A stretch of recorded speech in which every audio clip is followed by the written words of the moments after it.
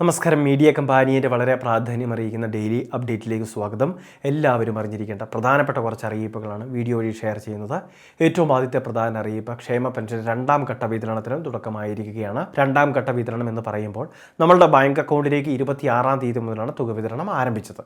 നമുക്ക് കൃത്യമായിട്ട് ലഭിക്കേണ്ട ആനുകൂല്യം 2000 രൂപ വീതം ലഭിച്ചവരുണ്ട്. എന്നാൽ ഇത് കൂടാതെ സംസ്ഥാനത്തെ 9 ലക്ഷത്തിനടുത്ത് ഗുണഭോക്താക്കൾക്ക് കേന്ദ്ര വിഹിതം പ്രത്യേകമായിട്ടാണ് ലഭിക്കുക. അതായത് 200 രൂപ കുറഞ്ഞു വന്നവർ 300-ഉം 500 രൂപ വീതവും കുറഞ്ഞു വന്നവരുണ്ട്.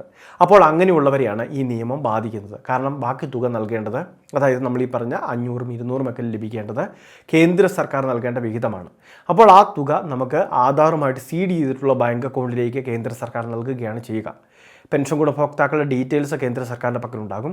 അവരുടെ ആധാറുമായിട്ട് സീഡായിട്ടുള്ള അക്കൗണ്ട് ചെയ്തോ അതിലേക്ക് തുക ഓട്ടോമാറ്റിക്കലായിട്ട് ക്രെഡിറ്റ് ആവും. ആ സംവിധാനം ഒരാഴ്ചത്തോളമൊക്കെ വൈകിയൊക്കെയാണ് നമ്മുടെ അക്കൗണ്ടിലേക്ക് വരുന്നത്. അപ്പോൾ അത്തരത്തിലുള്ള വിതരണവും കേന്ദ്ര സർക്കാരിൻ്റെ ഭാഗത്തു നിന്ന് ഇനിഷ്യേറ്റ് ചെയ്തിട്ടുണ്ട്. വരും ദിവസങ്ങളിൽ നമ്മളുടെ ബാങ്ക് അക്കൗണ്ടിലേക്ക് തുക ക്രെഡിറ്റ് ആയിക്കോളും. തുക ലഭിച്ചിട്ടുള്ളവരുണ്ടെങ്കിൽ അത് കമൻറ്റ് ബോക്സിൽ ഒന്ന് അറിയിക്കുക കൂടി ചെയ്യുക. ബാക്കിയുള്ളവർക്കും വളരെ വൈകാതെ തുക ക്രെഡിറ്റ് ആകുമെന്നൊരു ഉറപ്പ് ആ സമയത്ത് അതിലൂടെ ലഭിക്കുകയും ചെയ്യും. അതുമാത്രമല്ല, നമുക്ക് ഈ പെൻഷൻ 3 തരം പെൻഷനുകാർക്കാണ് ഈ കേന്ദ്രവിഹിതം ലഭിക്കുന്നത്.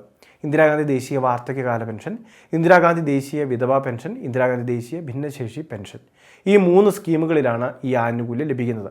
അത് അവരുടെ പ്രായത്തിൻ്റെയും അതോടൊപ്പം തന്നെ ഭിന്നശേഷി തോതിൻ്റെയും ഒക്കെ അടിസ്ഥാനത്തിലാണ് ഈ രീതിയിൽ കേന്ദ്രവിഹിതം ലഭിക്കേണ്ടി വരുന്ന ഒരു സാഹചര്യമുള്ളത്.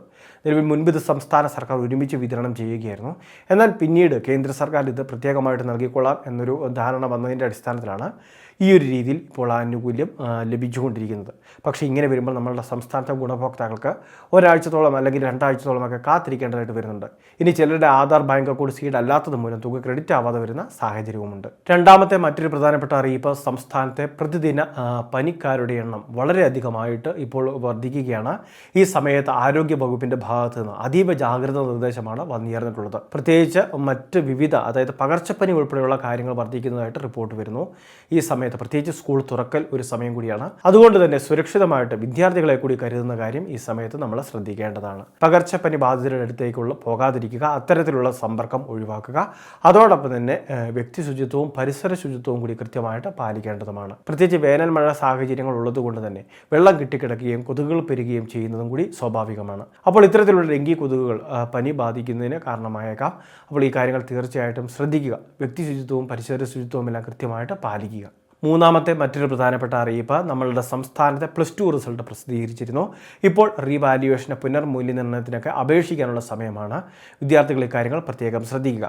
അതോടൊപ്പം തന്നെ മറ്റ് വിശദ വിവരങ്ങൾ, അതായത് നമ്മളുടെ റിസൾട്ടുകൾ വന്നു, സർട്ടിഫിക്കറ്റുകളെല്ലാം തന്നെ വിതരണം ചെയ്യുന്നതുമായി ബന്ധപ്പെട്ടിട്ടുള്ള അറിയിപ്പുകളെല്ലാം വരും ദിവസങ്ങളിൽ നമ്മുടെ സ്കൂൾ അധികാരികൾ നൽകുന്നതായിരിക്കും.